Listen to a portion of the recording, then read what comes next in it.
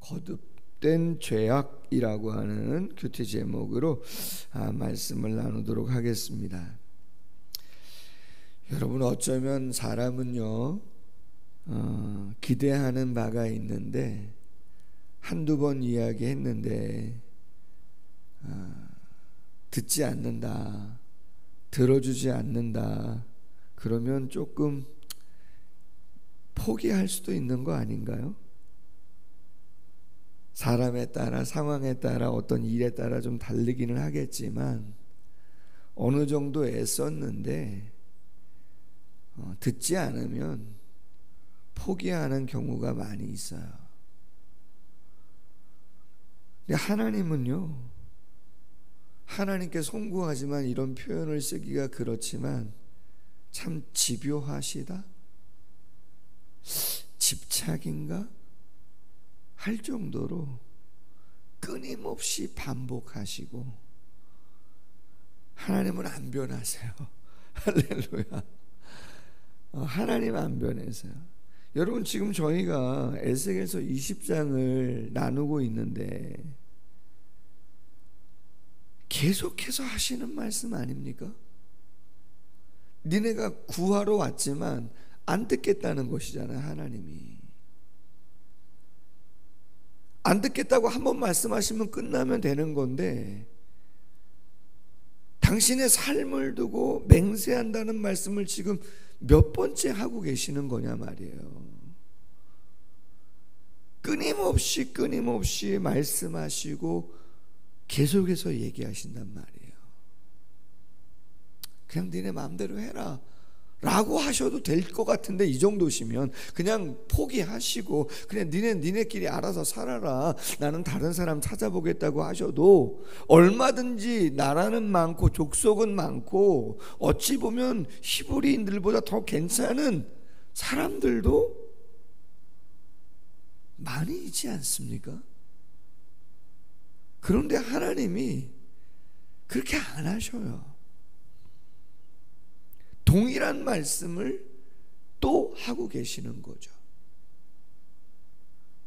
타켓은 조금 차이가 있지만 하시는 메시지는 동일한 메시지입니다.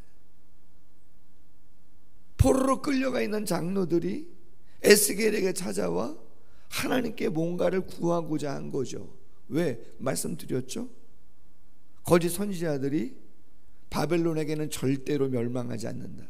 만약에 포로로 끌려갔어도 2년 정도 시간 지나면 다시 돌아온단 말이에요. 시간이 갔는데도 기미가 보이지 않으니 뭔가 구하러 왔는데, 하나님은 그 마음을 간파하셔서 하나님께 구한다는 것이 우상을 숭배했던, 음행을 행했던, 불의를 행했던 걸 회개하고 하나님께 엎드리는 게 아니고, 그냥 미래를 점치고 미래를 알아보고자 하는 마음에 왔단 말이에요. 말씀 나오겠지만 30절 말씀에 그러므로 너는 이스라엘 족속, 여기에 이스라엘 족속은 지금 포로로 끌려와 있는 자들을 이야기하는 거예요. 주 여호와께서 이같이 말씀하셨느니라, 너희가 조상들의 풍속을 따라 너희 자신을 더럽히며 그 모든 가증한 것을 따라 행음하느냐. 포로로 끌려와 있는 그 상황 속에서도 우상 숭배를 계속하고 있었던 겁니다. 심지어 31절 말씀에 인신제사를 드리는, 자신들의 아들들을 불을 태워 화제로 드리는 그 일을 끊임없이 하고 있다 이 말이에요. 어제도 그제도 말씀을 나눈 것처럼 이스라엘 족속의 조상들, 출애굽 1세대가 어떻게 했느니 2세대가 어떻게 했느니 하나님 다 말씀하셨잖아요. 생명을 얻게 하는 하나님의 율법과 규례를 이야기했음에도 불구하고, 안식일을 거룩히 지키고 구별되이, 그러면 하나님께서 복을 주시겠다고 말씀하셨음에도 불구하고, 그것만으로는 안 되고 양다리의 신앙을 가지고, 이중적인 신앙을 가지고 하나님 섬기는 것 같으면서 결국은 이방을 섬기는, 현실과 타협하는, 내가 주인인 것은 포기할 수 없는 그 모습을 보이고 있다 이 말이죠. 하나님이 어느 정도 눈 감아 주셔도 되는 거 아닌가 싶은데 하나님은 그렇게 안 하시더라는 거죠. 그러면서 이야기하시는 거예요. 그래서 내가 출애굽 1세대도 징계했고 출애굽 2세대도 징계했다. 그렇다면 포로로 끌려와 있는 너희들에게는 어떻게 하겠느냐? 마찬가지라는 거죠. 32절 너희가 스스로 이르기를 우리가 이방인 곧 여러 나라 족속과 같이 되어서 목석을 경배하리라 하거니와 너희 마음에 품은 것을 결코 이루지 못한다. 여러분 다른 말로 하면 어떤 말이에요? 죄송하지만 내가 가만 놔두지 않겠다 이거 아니에요? 왜? 출애굽 1세대나 출애굽 2세대 마찬가지로 하나님이 가만 놔두셨나요? 그들이 자기들의 길을 가고자 할 때 우상을 숭배하고 하나님 무시하고 할 때 하나님이 그들을 가만 놔두셨단 말이에요. 아니죠. 출애굽 1세대는 광야에서 다 죽게 되었고 그나마 출애굽 2세대가 가나안 땅에 들어갔지만 거기서 어떻게 해요? 사사시대를 거치고 왕정시대를 거치면서 결국 나라가 지금 멸망하게 된 거 아닙니까? 그렇다면 포로로 끌려와 있는 너희들 끝까지 고집부리고 우상을 섬긴다고 너희가 원하는 대로는 되지 않는다. 내가 그렇게 놔두지 않는다. 근데 하나님이 왜 그렇게 말씀하시냐 하면 그것은 사랑이니까 그냥 놔둘 수가 없는 것이죠. 여러분 북쪽 이스라엘의 선지자였던 호세아에게 하나님께서 명하신 게 뭡니까? 음탕한 여인을 만나서 결혼하고 음탕한 자녀를 낳으라는 거 아니었어요? 고멜이라고 하는 창녀를 그것도 선지자가 데려와서 결혼하게 하고 아이 낳게 하고 심지어 그 고멜이 어떻게 해요? 여러분 황송한 거 아닙니까? 그렇게 부정한 여인을 누가 받아줍니까? 더군다나 선지자가 받아줬잖아요. 그러면 그 품을 귀하게 여기고 거기서 살아야 되는데 이 여인이 옛 버릇을 못 고치고 만족 못하고 도망가는 거 아닙니까? 그럼에도 불구하고 하나님이 뭐라고 말씀하시죠? 야, 예물 준비해 가지고 찾아와라. 아이 그 여인을 데리고 와라. 여러분 같으면 여러분 배신하고 떠난 사람 찾아오고 싶어요? 더군다나 마음이 바뀌지도 않았다는데 말도 아닌 거죠. 그건 이스라엘 백성들을 향한 하나님의 사랑을 보여주시는 거잖아요.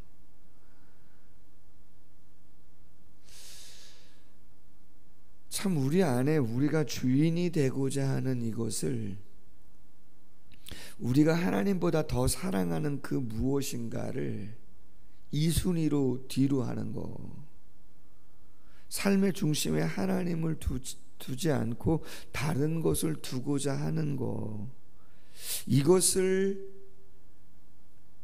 정말 거룩한 몸부림을 통해서 습관을 들이고 나를 하나님께 온전히 드리고자 하는 것을, 그런 삶이 그렇게 쉽지는 않다라고 하는 것입니다. 이건 누구나 열애가 없다고 말씀을 드렸어요. 제 서재에 꽂혀 있는 책들, 거기는 목회의 야망이라고 하는 책도 있는데 목회가 야망이 될 수도 있다 이 말이에요.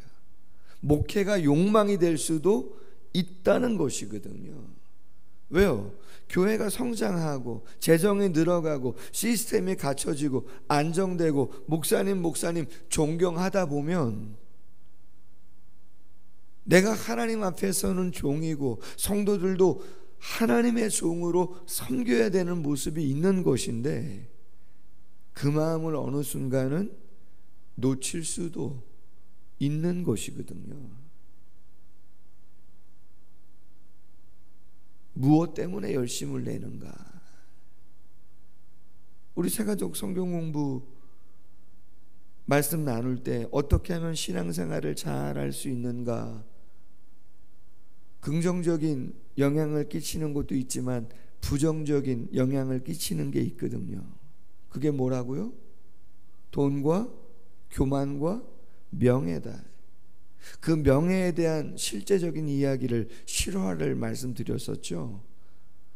미국의 16대 대통령 아브라함 링컨을 저격했던 사람이 존 부스라고 하는 사람인데 그 사람이 왜 아브라함 링컨을 저격했는가?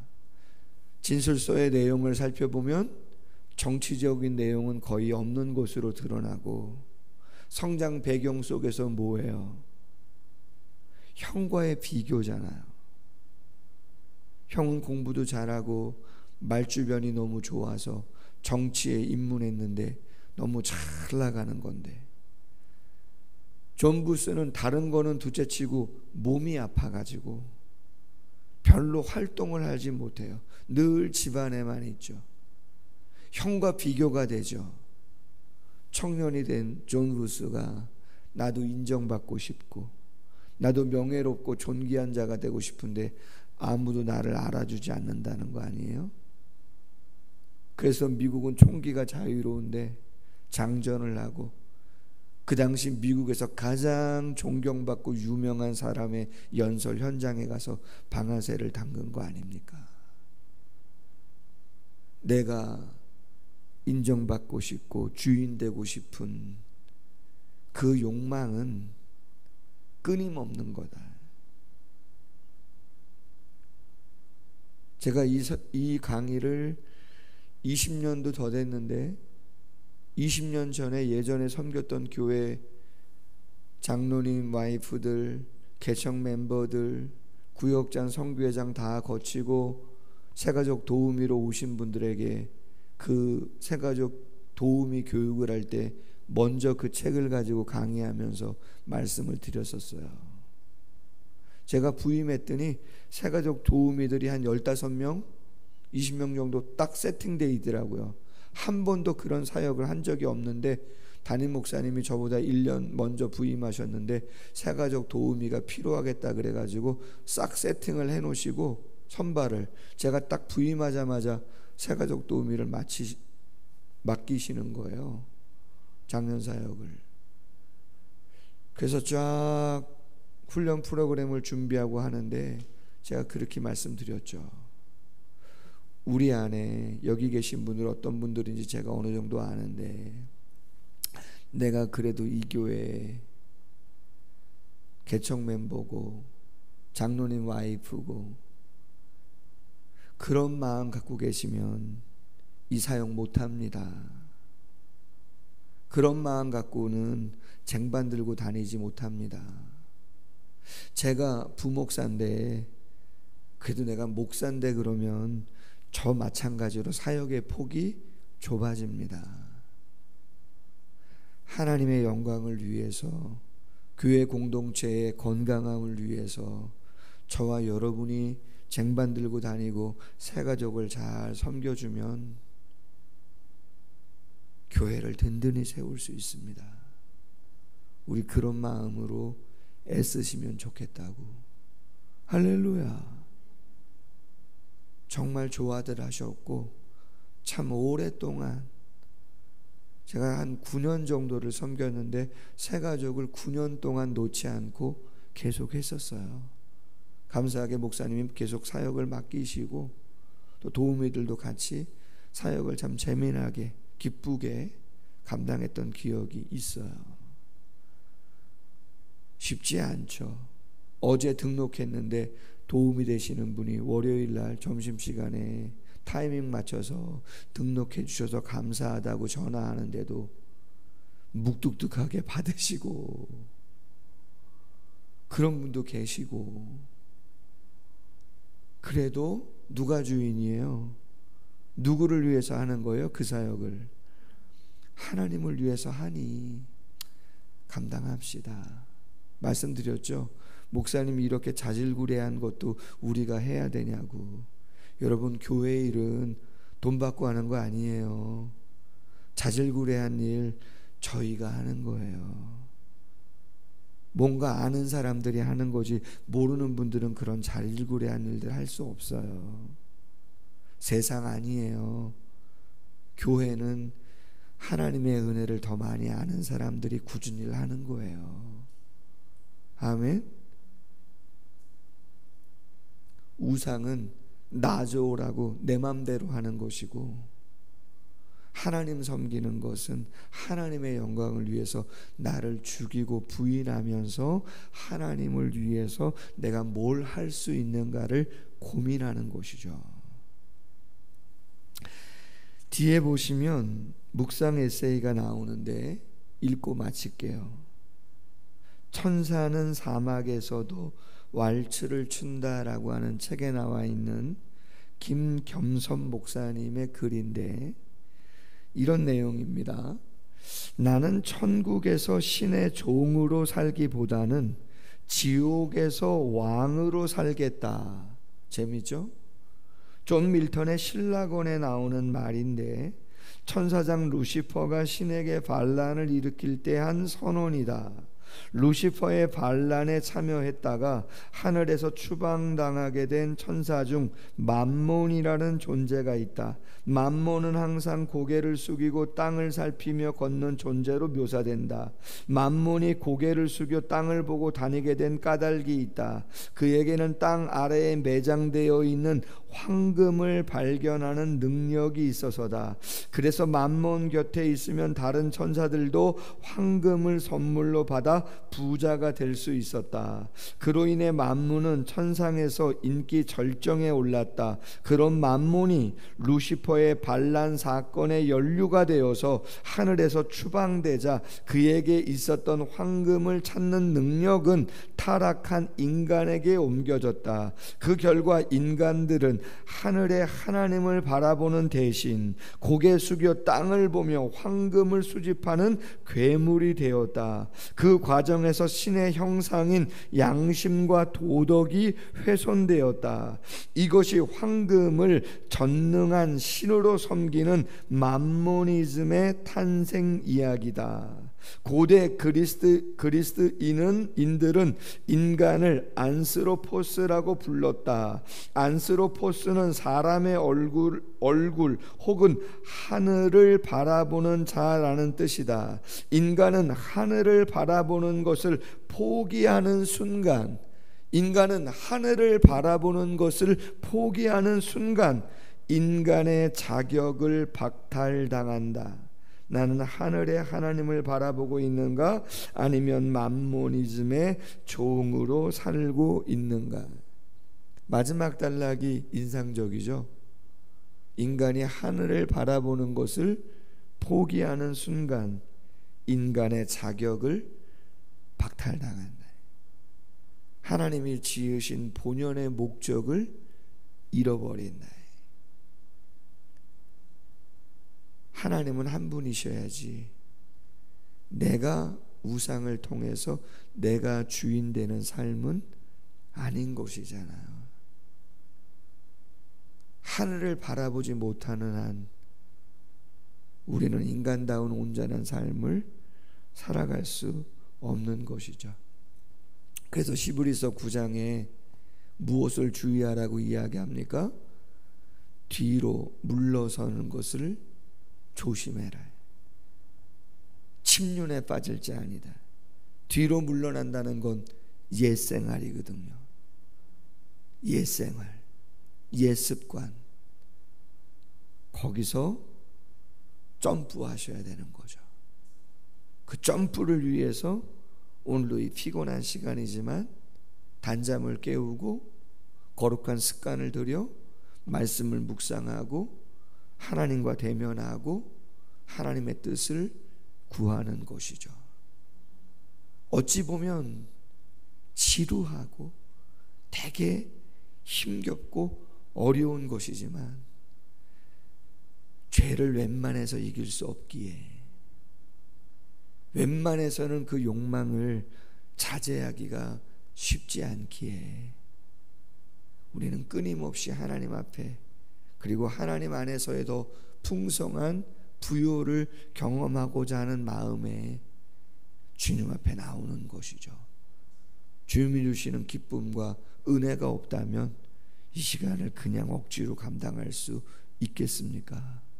바라기는 우리 안에 있는 우상이 있다면 다시 한번 내려놓고 하나님으로 가득 채우는 귀한 시간 되기를 주님의 이름으로 소원합니다. 기도하겠습니다. 하나님 아버지, 참 하나님도 우리를 포기하지 아니하십니다. 그 정도면 그냥 너희들 알아서 하라고 그 정도 말씀하실 수도 있는데 참 하나님 놀라우십니다. 출애굽 1세대가 실패를 경험했었고 출애굽 2세대도 실패를 경험했었고 지금 포로로 끌려와 있는 이스라엘의 백성들도 장로들도 우상을 그 와중에도 섬기면서 하나님께 실망감을 드리고 있음에도 불구하고 하나님이 그들을 선택하시고 사랑을 주시는 그 사랑을 포기하지 아니하시고 깨닫게 하기 위하여 그들에게 책망도 하시며 심판도 하시는, 그러나 당신의 영광을 위하여 그들을 위하여 끝까지 붙잡고 계시는 그 모습을 보게 되어집니다. 하나님, 우리의 삶 또한 그렇지 아니하겠습니까? 조금도 하나님이 기뻐하시는 마음의 삶의 모습이 무엇인지를 잘 알고 있사오니 하나님께 우리의 안에 있는 것들을 다 하나하나 잘 내어놓게 하시고 하나님과 아름다운 동행의 길을 걸어가는 우리 모두의 삶이 될 수 있도록 축복해 주옵소서.